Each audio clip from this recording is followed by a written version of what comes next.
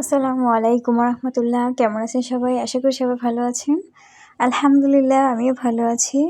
প্রিয় ভিউয়ার্স, আজকে আমি আপনাদের সাথে শেয়ার করব সিম ও আলু দিয়ে মজাদার একটি ভর্তা রেসিপি। আশা করি রেসিপিটা আপনাদের কাছে ভালো লাগবে। ভিডিওটি শুরু করার আগে অবশ্যই একটি লাইক দিয়ে দিবেন, আর আমাদের চ্যানেলে নতুন হলে চ্যানেলটি সাবস্ক্রাইব করে আমাদের পাশে থাকবেন। চলুন কথা না বাড়িয়ে শুরু করা যাক।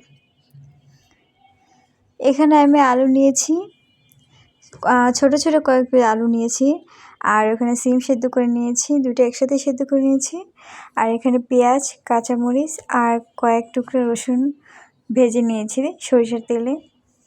ডিমটা আমি সেদ্ধ করার আগে 2 সেরের আঁশ ফেলে দিয়ে তারপর সেদ্ধ করেছি। আপনারা ওইভাবে করবেন, তাহলে আপনাদের জন্য নয়তো আবার ভর্তা করার সময় ওই আঁশগুলো থেকে যাবে, আর সেদ্ধ করার পর আঁশগুলো ছাড়াতে গেলে তখন ঝামেলা হয়ে যেতে পারে। তো আগেই করে নেবেন, তাহলে সুবিধা হবে। এখন আমি আলুগুলো ভালো করে কষলিয়ে নিয়েছি, আর এখানে সিমগুলো আমি ভালো করে হাতে ম্যারিনেট করে নিলাম।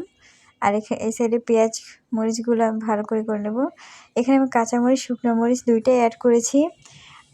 আপনারা আপনার পরিমাণ মতো ঝালটা কম বেশ করে নিতে পারেন। অনেকে ভর্তায় ঝাল খেতে অনেক পছন্দ করেন, তো সেক্ষেত্রে কাঁচামরিচ বা শুকনো মরিচ যেটা আর কি ঝাল পছন্দ করেন ওইটা বাড়িয়ে নিতে পারবেন, কোনো সমস্যা নেই।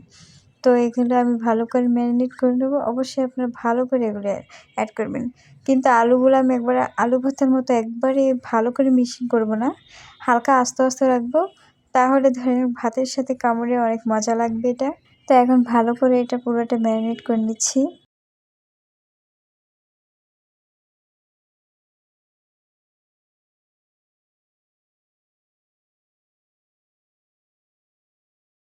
এই যে আমার প্রায় ম্যারিনেট করা হয়ে গেছে। ধনিয়া পাতা কুচি অ্যাড করে দেব। ধনিয়া পাতাটা আগে কুচি করে রাখতে মনে ছিল না, তো এখন আমি কুচি করে দিয়ে দেব।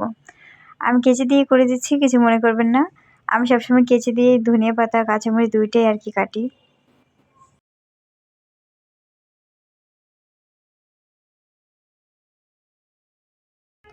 ভর্তার সাথে এটাও একটা টিপসের মতোই ধরে নিতে পারেন। কুচি করানো হয়ে গেছে, এখন আমি ধনিয়া পাতাটা ভালো করে মিক্স করে দেব ভর্তার সাথে।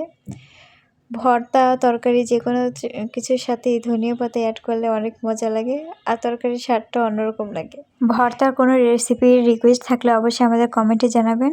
আমরা আপনাদের সহজভাবে করে দেখানোর চেষ্টা করব ইনশাআল্লাহ।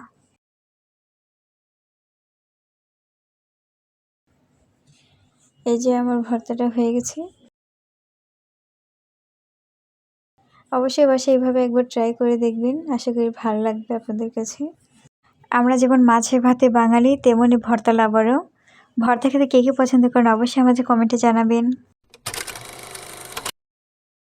আজ এ পর্যন্তই। সবাই ভালো থাকবেন, সুস্থ থাকবেন। আল্লাহ হাফেজ।